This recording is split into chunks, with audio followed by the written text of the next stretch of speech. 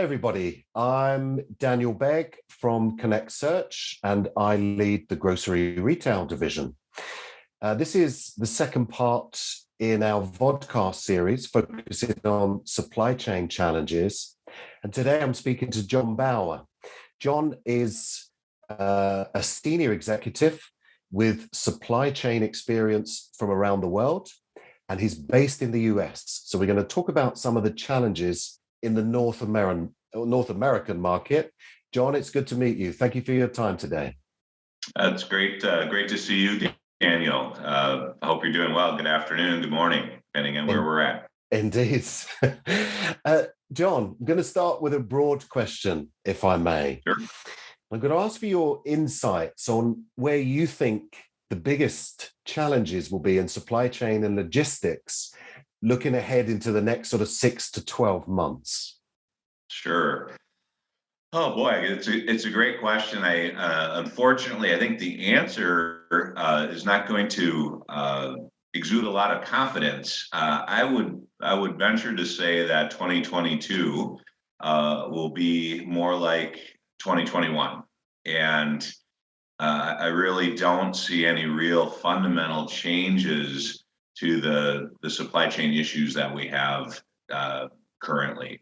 So again, I think it's going to be a little bit of more of the same. I do believe on maybe the positive side that there will be some what I'll call, I don't know how to say new normal anymore. It's like new normalization in cost components. So again, I think what that means is not that similar acceleration of logistics costs and steamship costs and trucking costs, that they will start to stabilize, albeit at a much higher level. Very difficult to predict commodities cost. I think what will be improved there is that manufacturers' ability to forecast and to budget will be improved. But unfortunately, the variability in supply chains, I think, will remain. And I've said sort of all along, I have an 18-month prediction that this sort of disruption variability will continue for 18 months. 18 months is a little bit arbitrary. It's sort of a window in time and can be increased or decreased based on happenings in supply chain. But I still sort of stick with Lunar New Year 2023 when I think things may start to stabilize. Mm-hmm. So, and John, thank you for that. Always hard to predict. So we're not going to hold you to anything, but as you say, appreciate your insights. You mentioned that the 22 will be aligned to 21. What we've seen across the board in grocery retail largely is sales growth. We've seen rising costs and supply chain challenges. Now, you touched upon the costs there and the manufacturing. Do you see a continuation of increasing costs due to labor and the other factors being passed on through the supply chains to the consumer? Yeah, what I see beginning to happen is that you have to look at some types of historical context to this, that the past 10, 20 years, every year, supply chain professionals, hopefully like myself, but most supply chain professionals have done a pretty good job at decreasing cost, decreasing inventory, creating more, I like to think of it as just on time, but just in time deliveries. And what has happened is that in many industries, the cost of supply chain, but I'll focus more on this one a little bit on, let's say, logistics costs that are sort of non-component costs, have decreased and decreased and decreased, such that, especially in retail, they have been such a small percentage of the cost of goods, especially the cost of goods at retail, that the financial teams at retailers had a difficult time increasing cost to a level that is reflective of almost any sort of increase. So now imagine through COVID and all the disruptions, these astronomical increases. So I think that's kind of the historical concept. Going forward, I think because these costs are sort of here to stay to some degree, that the short answer to your question, Daniel, will be is that some costs will begin to be passed through. And I think that will be important over time, over the next sort of, let's just, again, a little arbitrary window here is 1 to 5 years, as in this next period of time, at least now that all these supply chain problems are completely magnified, they're very, very apparent that the industries will start to improve. Mhm. And we'll be able to start to, again, this process of offsetting some of these costs. Yeah, yeah. Okay, thank you, John. We've seen robotics and automation enter the supply chain aspect. We know Kroger are working very effectively with Ocado.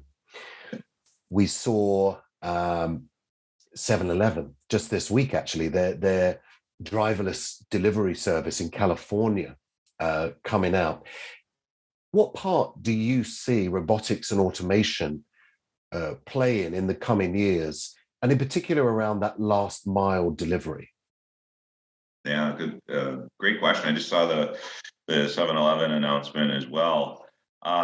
Yeah, I think if you think about over time, autonomous, especially I'm going to start with autonomous vehicles, and I believe more and more now, especially with lack of drivers, lack of, I think some enhanced regulation, which makes this a little counterintuitive. I think maybe ironic is that last mile robotic delivery services, I think you're going to see really skyrocket over the next, again, I like to use this 1 to 5 years.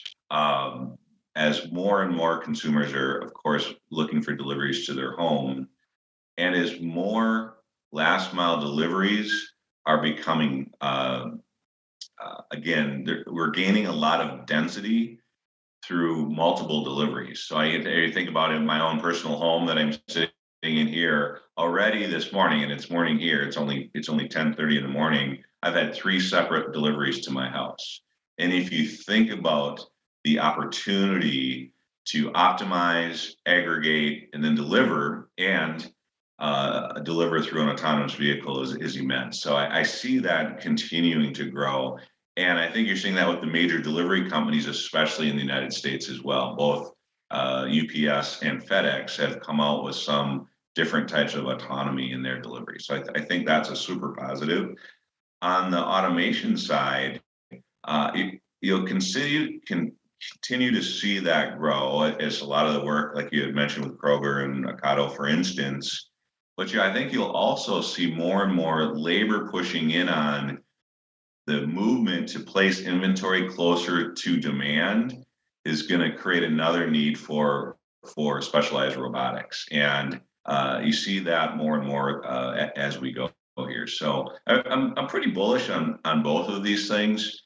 And then lastly, if you just kind of keep with regular automation, warehouse management systems, I think you're going to see the demand for those larger scale systems start to slow somewhat, but also a need to process faster and centralize points to get to the points of robotic delivery near demand. So again, short answer is all segments growing fairly quickly and robustly, with I think a little bit more specialization on the last mile delivery component or segment.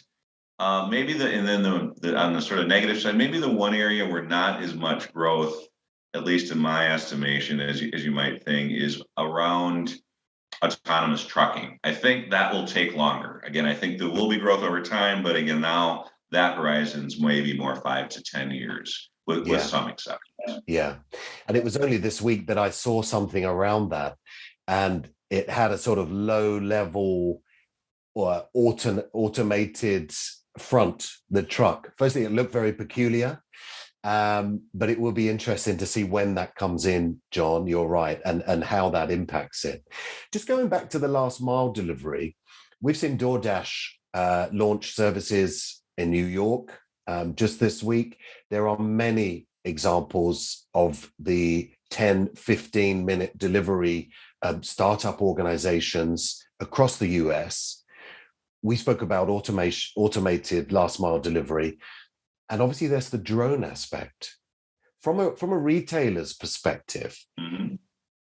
what's the best solution, or what do you think will be the most common solution moving forward?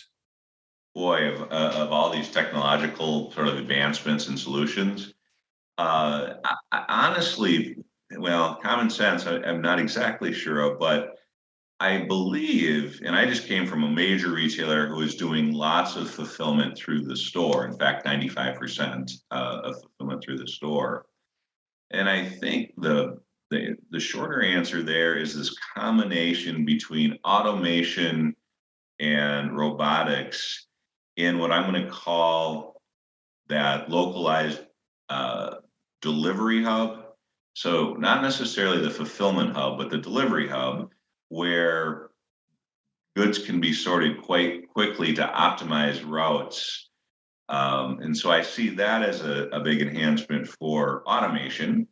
And then eventually the robotic application, where appropriate, actually going to a guest house. So again, I think that's really positive.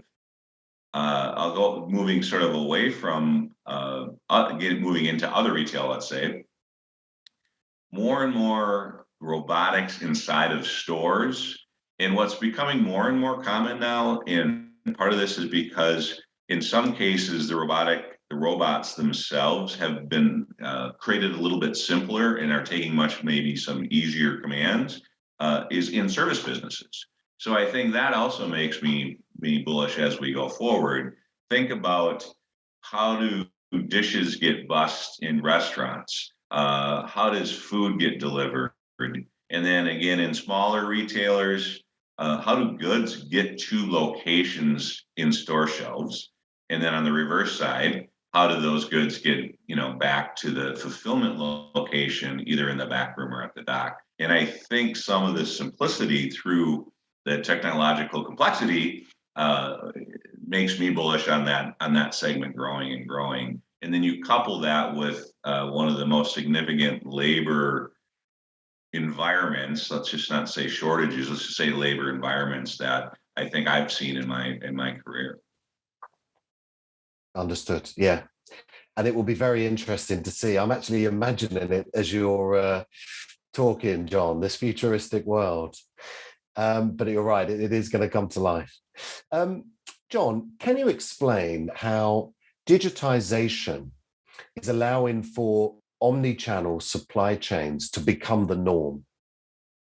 Yeah, I think I think the digitization, so it's difficult to say, has more potential than perhaps has been operationalized. And so what I mean by that is, uh, I've worked in multiple segments of the supply chain throughout my career, all the way from origin-based overseas manufacturing, all the way through to last mile consumer fulfillment.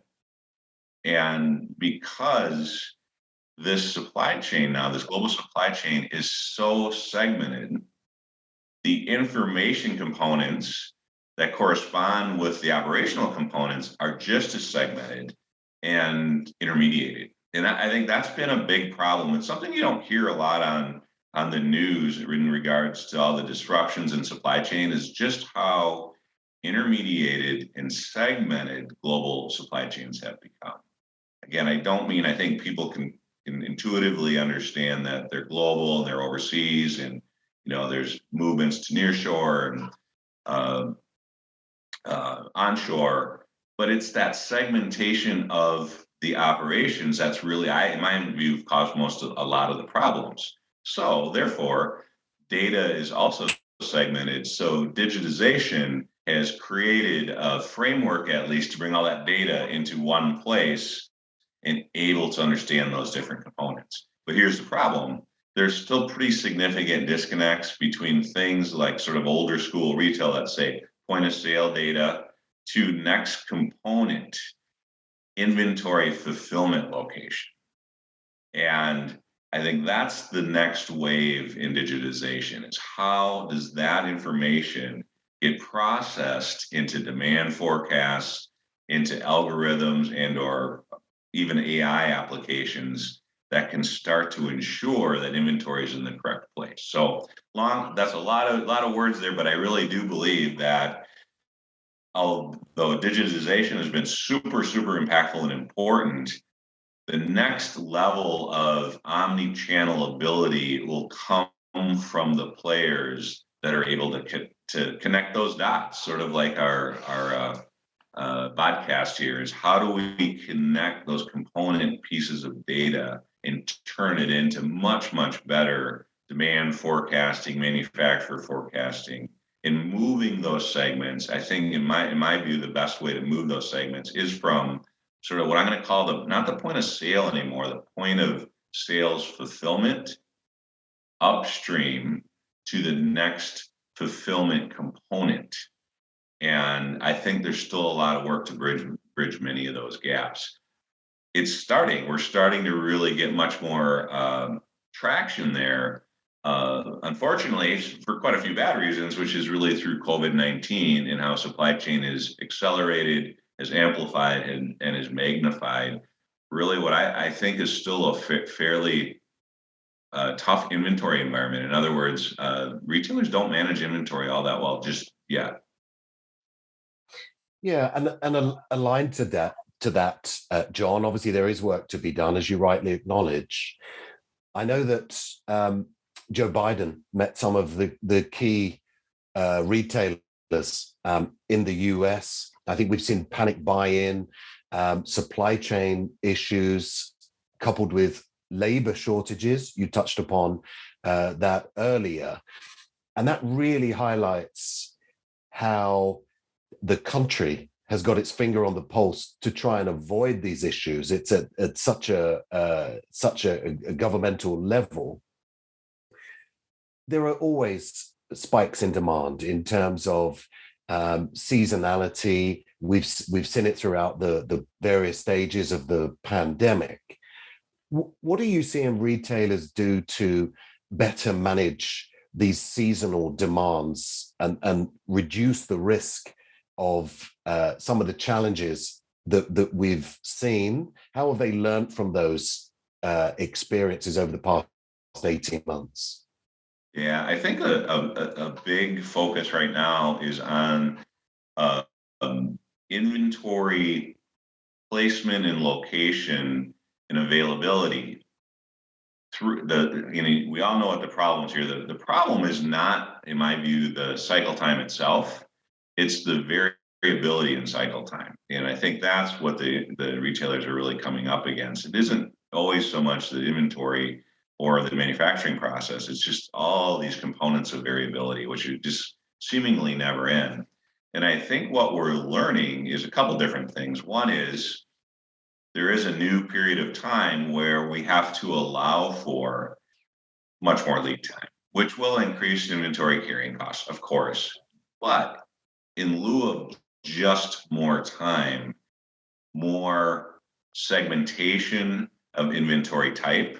So I think that's one of the number one key criteria is ensuring that, especially from a retailer perspective, you understand the value of inventory and segment appropriately. And once again, it isn't just as simple as higher margin product should move faster to improve. It's really about the core fundamentals of what type of retailer you're in, what goods you know you need to have there, and placement, which things need to be in store versus online only. And then through that, it is creating what I'm going to call networks of availability and placement of inventories. And I think that it goes with the whole idea of the potential empowerment of digitization, because you have to then therefore have visibility into those inventory locations. And I think, in my view, that's the biggest lesson learned, but also that next step when what we will start to build out in the future is, again, around visibility and execution of inventory availability and spread locations, and then the ability to react to those sales point when we haven't demand forecasted appropriately. Yeah. These aren't new concepts, but they are, as I said, what COVID really did. In my view, COVID really didn't change anything in supply chains. It just did three things. It accelerated every single process that had already been and or problem that had already been in place. It amplified those process and sort of in a good way has magnified the problem. And so I have great faith that we'll have solutions for them. Great. Thank you, John. Let's look at sustainability because again, I read an article. I'm sure it was just this week. Spartan Nash are looking to reduce their carbon footprint. They're trying to reduce 10% of their fleet mileage in 22. How are supply chains changing to accommodate this increased focus on sustainability? Yeah, I'm glad you asked me that. I've had throughout my career, I've been really involved in environmental sustainability. I had it globally for TJX companies, one of my previous employers, and I am now on one of my boards of directors on the ESG committee. So it's really an area that's really important to me. I think what you're seeing is on the E. So if you think of ESG and you think about the environmental footprint side, you're seeing lots and lots of two things: commitments, and then on the what I'll call the logistics provider, and any company that is dependent on, you might say like Spartan Nash, a high degree of logistics are making investments. And I had just read prior to this call, a great example is Maersk, and a lot of their new steamships are going to be methanol powered, which I think is a really positive investment. I do think Spartan Nash, announcing that they want to take 10% of their miles driven out,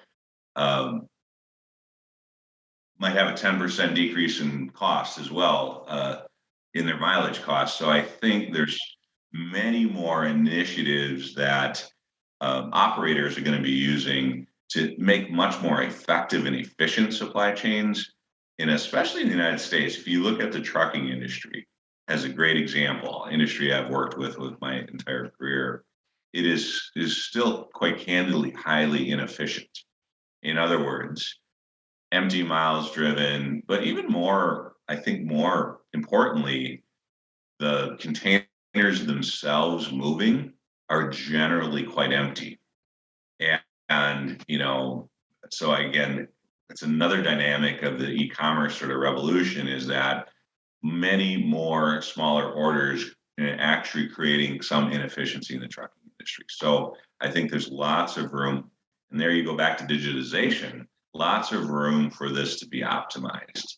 And then I think on the social standpoint, one of the kind of double-edged swords coming out of the COVID pandemic is around labor. And in some cases, it's really unfortunate that shippers, retailers just plain old cannot find labor and are having these detrimental impacts on their business.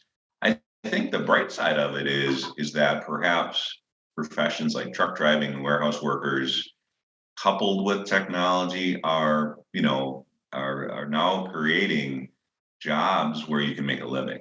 And as we go forward, we're going to get to some sort of equilibrium with that, with probably another round of increased wages. But again, this sort of what I said earlier about a new normalization, a normalization where things are in much better equilibrium.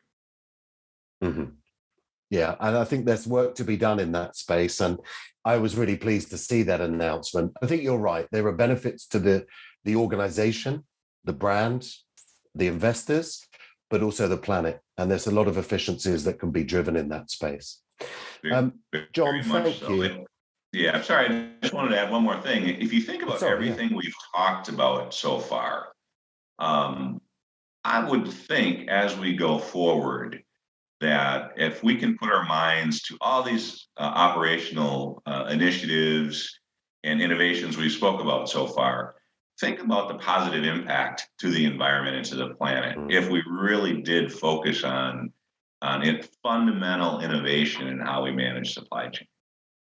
Yeah, as you say, there's a massive opportunity and almost an obligation to make those positive changes. But you're right; they run through all of the topics within supply chain that we've discussed. John, I have a final question for you. Diversity and inclusion is high on the agenda of most organizations, certainly a lot of grocery retailers. They want to reflect the communities that they are based within. And if I look across the executive leadership teams across the average grocery retail business, we've seen a more and more diverse workforce. But probably in supply chain, in logistics, that's possibly lagging. What do you think can be done to attract a more diverse workforce into senior roles within the supply chain space? Yeah, I agree with you. It is lagging, but it is getting better. And I'm not going to take any credit, but I think throughout my career, I've really made a focus on that, and primarily because one is the right thing to do. So being reflective of the communities where we work is very important. But the other thing, and this is diversity and inclusion on every level. But the other thing is, in my profession of supply chain, fundamentally, problems remain that are the same problem. And I don't want to short suit a lot of the really smart innovators that are out there in supply chain right now. But as I had mentioned earlier, pre-COVID to, let's say, post-COVID now, if that's a thing, those problems were there before, and they've only accelerated. So if we don't focus on diversity, and I'll just say diversity for now, we will not find a new problem or a new solution to those problems. So that's very, very true. And then how do we improve that? That's a bigger question, probably for maybe a more qualified panel member. But I do think we have to start with it every day and everything we talk about. And I think that's great. I do find it a little ironic that it was your final question when maybe it should be the first question. And again, I hope you take that as I'll take positive, that. I sort will of take that critical as positive, feedback. John. But yeah, we don't lead with this. We lead about cool stuff or techno stuff about digitization and fulfillment. But if we're trying to save the planet, we're probably primarily saving it for people. And I think we start with our stories about what we're working on. And we start with how maybe we did at least one thing today that helped that. And if any sort of small way, if this one thing was that I'm asking you to lead with it instead of finish with it, well, hopefully that helps a little bit. So, Yeah, and I think that uh, maybe help create its headline, that's a really good point to finish on, and let's hope the work that needs to be done is done from an attraction perspective. John, really insightful. I thank you very much for your time and insights shared. Thank you. thanks, Daniel. You're a great host. I really appreciate the time and would love to continue these dialogues. You're welcome. We'll see you soon. Thanks, John. Bye.